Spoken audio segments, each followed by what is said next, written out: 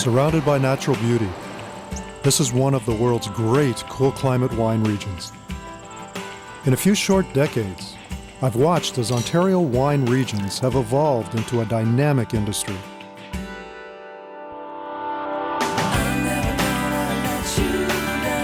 They're winning awards across the world and a dedicated following among wine enthusiasts. They come to meet the personalities behind the label, the pioneers, the innovators, the celebrities who share their passion for crafting fine wine. This is Ontario Wine.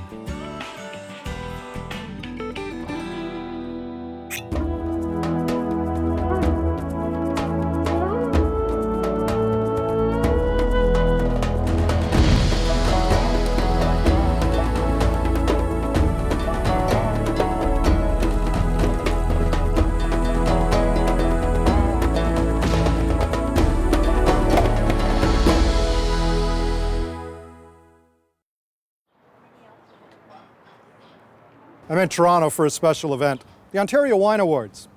You know, for me, these awards symbolize an evolution that has taken place in the industry over the past few decades.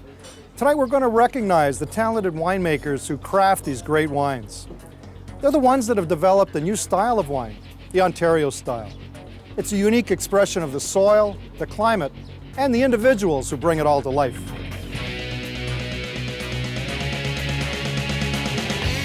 This is one of the many events held throughout the year, showcasing Ontario's award-winning VQA wines with regional food pairings. Chefs representing the province's 4 viticultural areas are here to enhance the experience and give people a taste of what's waiting for them in wine country.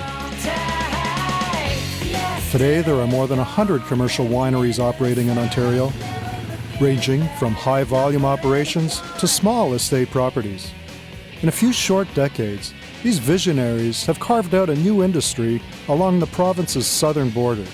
And regardless of size, they all share a common bond, producing fine wine made from 100% Ontario-grown grapes.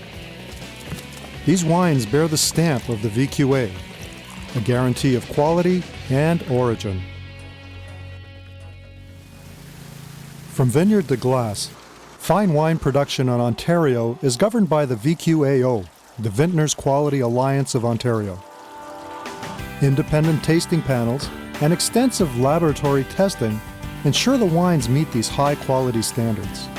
Only wines made from the finest European varieties or designated French hybrids that are 100% Ontario-grown can apply for VQA certification. Ontario's vineyards are planted with a wide range of grape varieties: Chardonnay, Riesling, Cabernet Franc, Pinot Noir, and Gamay Noir. Each vintage brings more recognition to Ontario and acknowledgement of our winemakers' talent. The winner for the best red wine is Pillitteri Estates Cabernet Franc 2002. Year after year, I've watched as recognition has grown for these wines as they consistently take top awards in international competitions and earning their place amongst the world's elite. As we produce more and more award-winning wines, we're now taking pride in the fact that we are Ontario. And Ontario is an important and an excellent wine-growing region. We can compete against anybody in the world. Well, I think what's great about Ontario is we are a cooler climate, and I know winemakers from around the world are coming to Ontario because of the great wines that we can make here. Sometimes it's a little more challenging with cooler climate wines, but they make far more elegant and far more interesting wines than I think warmer climate wines, which tend to be big and upfront, but don't have the subtleties or the complexities that we have here in Ontario. Well, they are definitely more into a balance with acidity, not so much jammy wine, but definitely wine that are well adapted for food, that really balance the food you have. The Ontario wine industry is perfectly poised to take advantage of these great cool climate varietals like Riesling, like Sauvignon Blanc, like Cabernet Franc, and they do pair very, very well with many different foods.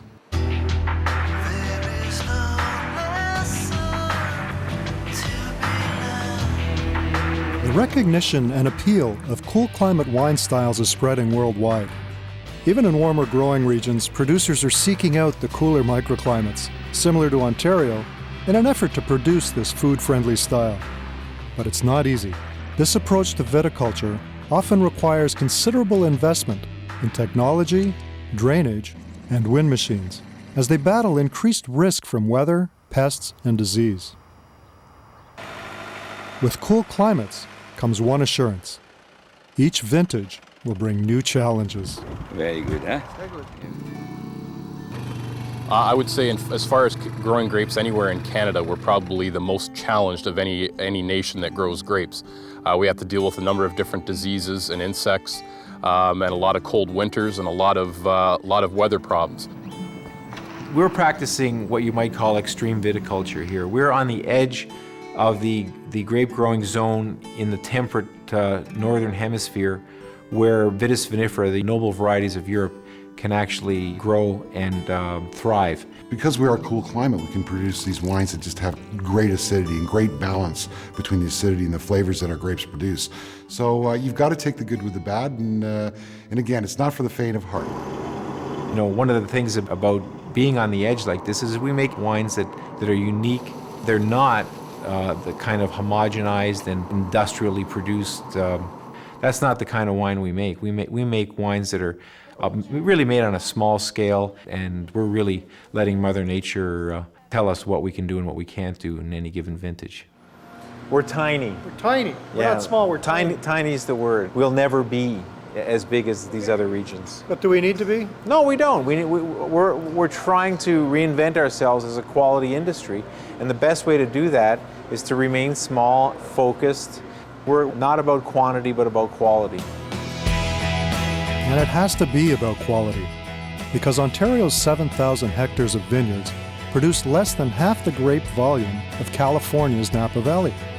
The vineyards here are spread across 4 distinct viticultural areas: Pelee Island, Lake Erie North Shore, the Niagara Peninsula, and Prince Edward County. These areas are located in the center of what's known as the world's wine belt, between 41 and 44 degrees latitude.